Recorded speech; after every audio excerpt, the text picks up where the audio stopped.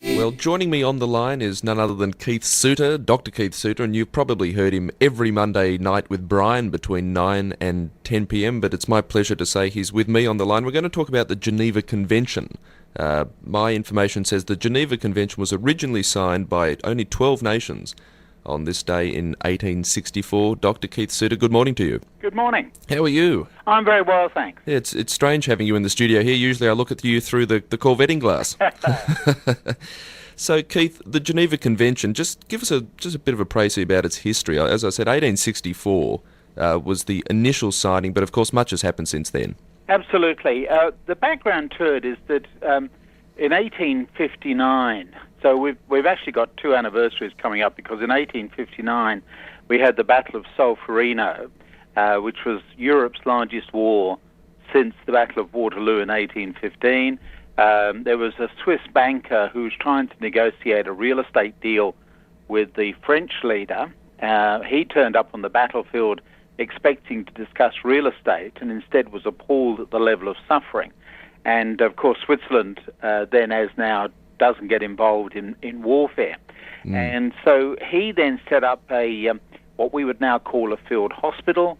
He took care of the wounded and sick, and then went on to write a book about his experiences. So it was a life-changing experience for this person. His name was Henri Dunant. Yeah. He then wrote this best-selling book called A Memory of Solferino, which became a bestseller right the way across Europe.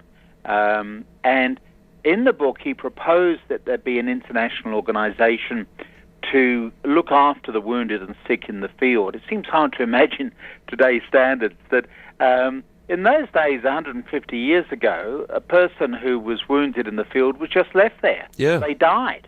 There were no medical facilities. In the English-speaking world, we'd had Florence Nightingale.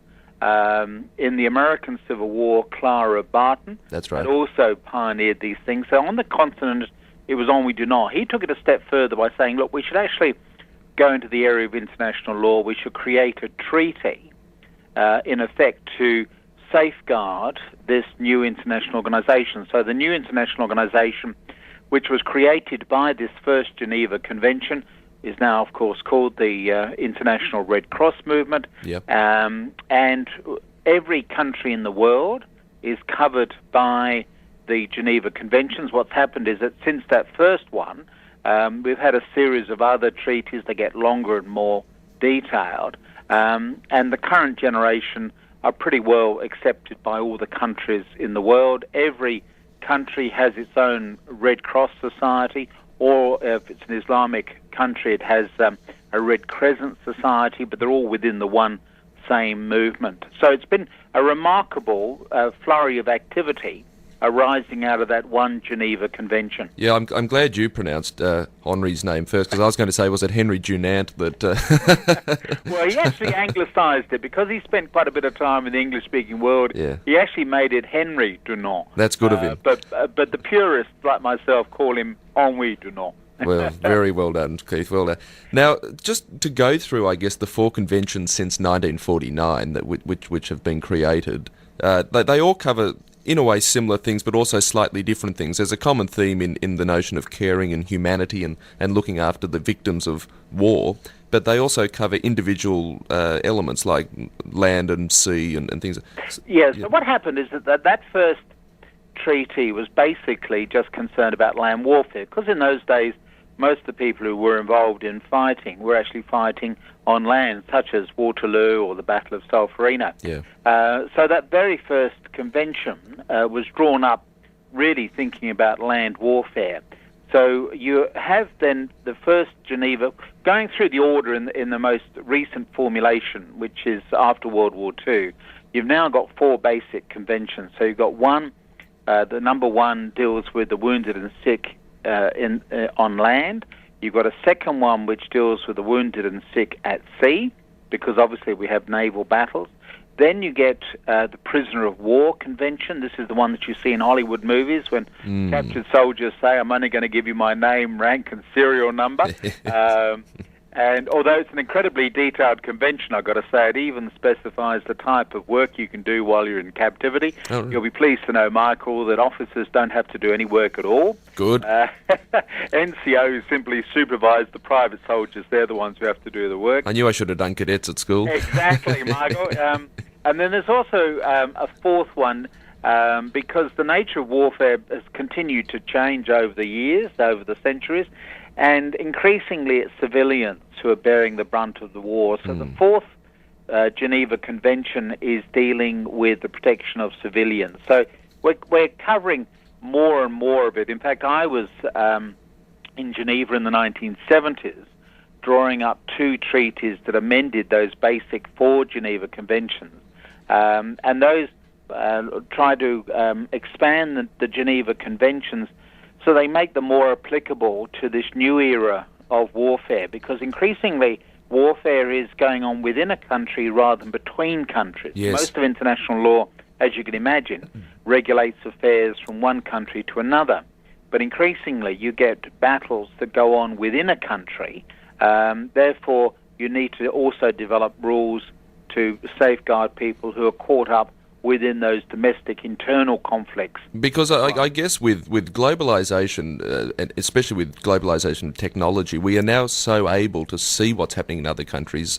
And also, as you were mentioning, these internal conflicts, these civil wars or even interracial, interreligious disputes that are going on. When you put those two things together, these sort of conventions really do have to adapt, don't they, to this new world in which all over the world we can see what's going on. And as you say, conflicts are more internal than external these days. Yes, and that's created a real dilemma for those of us who are involved in this branch of international law, because do you put the Geneva Conventions into the melting pot and hope to come up with a better treaty, or do you keep the basic treaties and try to operate on a very pragmatic basis? I'll give you an example of this. Yep.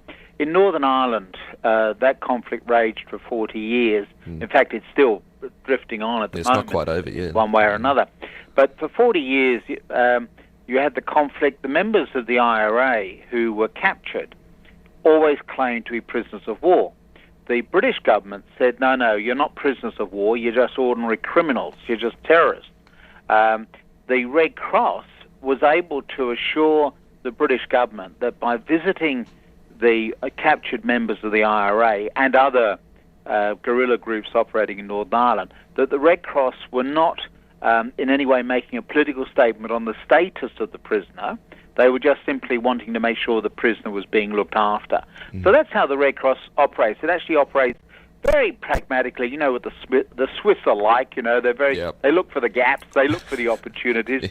And it was on that basis that the International Committee of the Red Cross was able to send delegates in to check on the way in which those people who were being detained. Of course, the British called them detainees. The IRA called them prisoners of war. Red Cross said, we're not going to make any statement. We're just visiting people who are being held behind barbed wire. There you go. That's how you do it. When you visit Geneva, of course, it's such a laid-back place. You know, the big fountain just spouts away and everyone walks around, and it seems like the perfect kind of city to come up with something like this.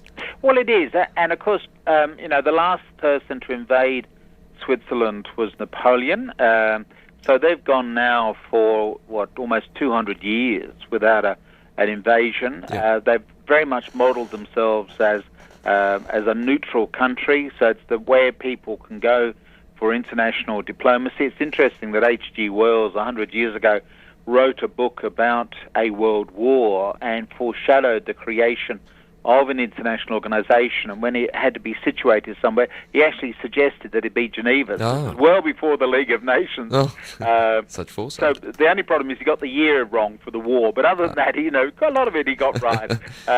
So Geneva has long been seen then as a very neutral sort of city. As you say, I wouldn't quite use the phrase laid back for the Swiss. I might say when I was living in Switzerland in the 1970s, there was a regulation about having a bath after 10 o'clock at night. You weren't allowed to run the water. Oh, really?